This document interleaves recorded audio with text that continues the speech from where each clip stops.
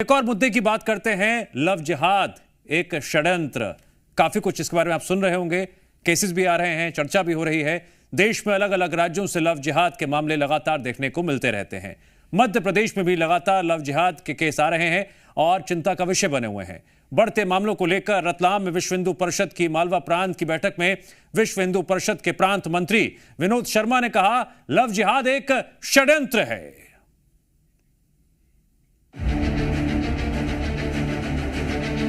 Love जिहाद में ज्यादा प्रकट हो रही है।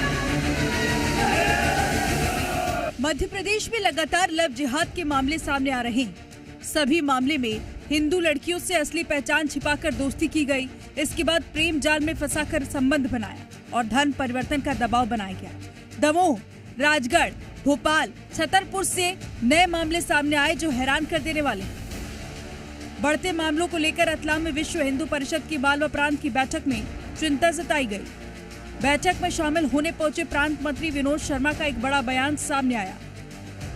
कुछ संस्थाओं के द्वारा यहाँ फैलाया जा रहा है कि भीड़ प्रदेश करके वो लोग मान करके आप सबके माध्यम से जानकारी मिली है, विदेशी फंड उनके लिए आता है और उन तरह से वही सब जो नक्सलवादी सोच वगैरह के लोग हैं, इस तरह के षड्यंत्र के हिंदू समाज को कैसा तोड़ा जाए।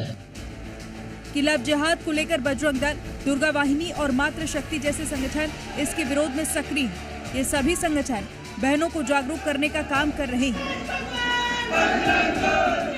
लव जिहाद वर्तमान में ज्यादा प्रकट हो रही है। ऐसे कई उदाहरण आपको भोपाल जैसे स्कैंडल को छोड़िए, उज्जैन के बाद पेशोर में भी एक स्कैंडल जो है पिछले माह हुआ था। इसके प्रतिकार के लिए समय समय पर बजरंग दल, दुर्गा वाहिनी, मां शक्ति जागरण की भूमिका भी करती है। मध्य प्रदेश ही नहीं बल्कि पूरे देश में जिस तरह से लव जिहाद के मामले सामने आए या जो भी देखने को मिल रहे हैं वो चिंता का विषय है। कई मामले में तो विदेश फंडिंग की खबर सामने आई। लव जिहाद को देश में एक षड्यंत्र कहा जा रहा है। लव जिहाद देश में एक गंभीर खतरा बना हुआ है, जिससे निपटने के लिए विश्व हिंदू परिषद का प्लान कितना कारगर साबित होगा ये तो वक्त बताएगा। ब्यूरो रिपोर्ट, जी मीडिया। चंद्रशेखर लगातार हमसे जुड़े हुए हैं। चंद्रशेखर, लव जिहाद एक षड्यंत्र है, इस पर भी काफी चर्चा हो रही है, केसेस भी लगातार सामने आ रहे हैं, चिंता भी बढ़ रही है। जी बिल्कुल, चिंताएं बढ़ने का कारण ये है कि किस तरीके से जो लव जिहाद के मामले सामने आ रहे हैं और लगातार सामने आ रहे हैं। देखिए, अब जो है चिंता इस बात पर है कि न सिर्फ इन लव जिहाद के मामलों को पकड़कर सामने लाना है, बल्कि जो युवा पीढ़ी है, नई युवा पीढ़ी, उसको जन जागृति भी लाना है। और यही जो संकल्प है ये विश्व हिंदू परिषद ने लिया है और उसको लेकर के हम लोगों से बात भी करेंगे। इस तरीके से जो है अब ये जो लव जिहाद के मामले बढ़ रहे हैं, क्यों, किस तरीके से क्यों हो रहा है, ये क्या करने की जरूरत है कि ये मामले जो है बंद हो? योजना पूर्वक जो छोटी छोटी बच्चियां होती है, 8वीं कक्षा में 10वीं कक्षा में पढ़ती है, उनको टारगेट किया जाता है। फिर उनके वीडियो बनाए जाते हैं। उन वीडियो के आधार पर उनको वीडियो दिखाकर ब्लैकमेल करके फिर उनको किसी न किसी जगह ले जाकर और फिर उनके साथ इस तरह से फिर उनको आगे पहुंचाना और सारी गतिविधियां करते हैं। क्या कारण है, क्यों ये युवा पीढ़ी इस तरीके से समझ नहीं पा रही है, या फिर क्या चीजें हो रही? अब युवा पीढ़ी, अब छोटी सी बच्ची है, अब स्कूल तो जाएगी, कोचिंग तो जाएगी, अब वो तो टारगेट करते हैं, एक उद्देश्य लेके चलते हैं वो कि हमको लव जिहाद में बच्चियों को इस तरह से फंसाना है, तो इस तरह से टारगेट करते हैं। वो इस तरीके से जो है संगठन काम कर रहे हैं अब लव जिहाद को लेकर।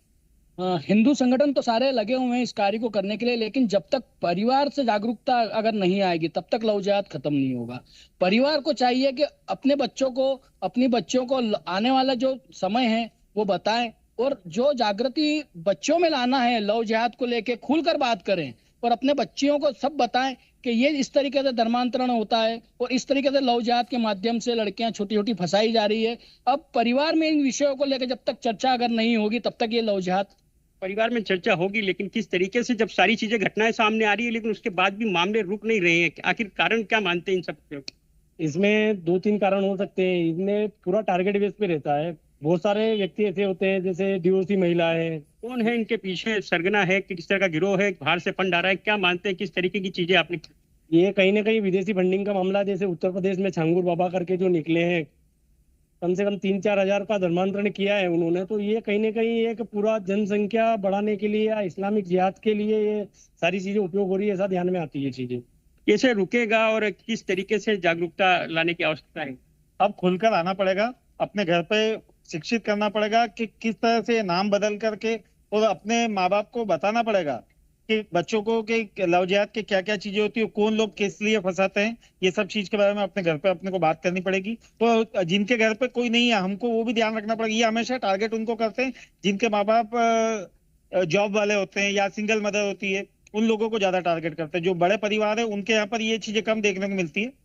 जी, तो देखिए इस तरीके से मामले सामने आए हैं, जागरूकता को लाने की जो है वो बात की जा रही है कि किस तरीके से अब परिवार में जो है माँ बाप को इस चीज को समझना होगा कि बच्चों पर नजर रखें, कहाँ जा रहे हैं, कहाँ आ रहे हैं, किस तरीके से कहाँ मिल रहे हैं और किन लोगों से उनके संपर्क हैं। देखिए मोबाइल जो है वो बहुत बच्चों के हाथ में पहुंच चुका है और वो काफी दिक्कत दे रहा है, तो इन चीजों पर भी जो है ध्यान देना होगा कि मोबाइल किस तरीके से बच्चों के हाथ में है, क्या उनके पास ऐसा कोई नंबर तो नहीं है जो आगे जाकर उनके लिए परेशानी का सबब बन सकता है। इन सारी चीजों पर काम हो रहा है और जिस तरीके से घटनाएं सामने आ रही है कि जो ये लव जिहाद के मामले जो सामने आ रहे हैं वो इस चिंता को जो है और बढ़ावा दे रहे हैं। चंद्रशेखर, लोगों से पूछिए कि कार्रवाई का दायरा कितना बढ़ना चाहिए? जी बिल्कुल, देखिए कार्रवाई जो है हर बार ये लोग पहुंचते हैं, कार्रवाई के दायरा किस तरीके का होना चाहिए, अब जो है इस मामले में सख्त रूप किस तरीके से अपनाना चाहिए।